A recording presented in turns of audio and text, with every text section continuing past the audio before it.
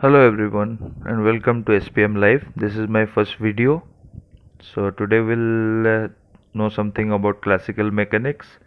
Classical mechanics refers to the physics part which was devised by Sir Isaac Newton in the year 1687, and it is applicable to almost all the bodies except the massive objects and the bodies which travel at a at a speed comparable to speed of light.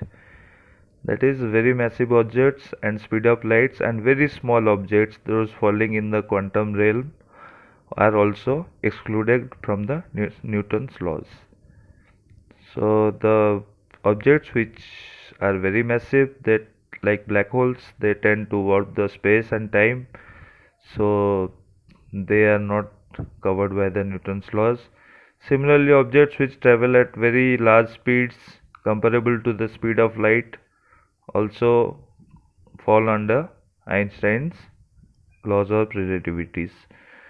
And similarly, the quantum realm, the very small objects which fall under the quantum realms, they are covered by the quantum physics and the quantum field theories. So let's cover Newton's laws of motion. So first law is popularly known as inertia. It states that an object will continue in its state of rest or of uniform motion, and it will continue to do so unless acted by an external force. So this is the law. So for example, a body traveling at a speed of 100 meter per second will continue till it's given a force in the reverse directions, or which will reduce its speeds or probably put it in on rest and send it in the opposite direction, or a favorable force will increase its speed in the same direction or will change it to another direction. Similarly, a body which is at rest will continue at rest till a force acts which will determine its speed and direction or velocity. This is Newton's first law.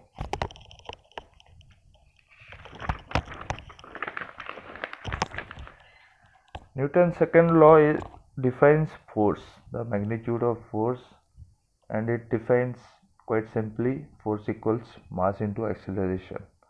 Acceleration is well defined as the rate of change of velocity. Velocity is a vector, and a vector has a magnitude and a direction. So velocity is not only speed with direction, so it is a vector product, which I will cover in my subsequent lectures. So what does this mean? This simply means if you want the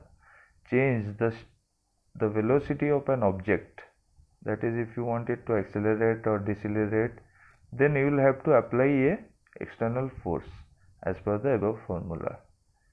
So as you can see, force equals to mass into velocity 2 minus velocity 1 divided by time. This is the acceleration. As calculus, under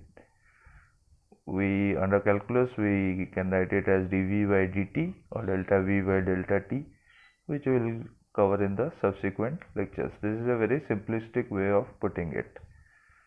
So unit of force is the unit of mass and acceleration product.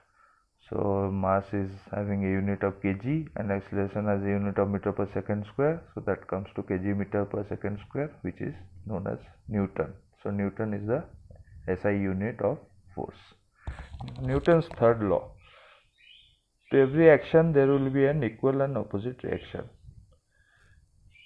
which simply put means if somebody stands on the surface of the earth, he or she is putting a weight or a force on the surface of the earth.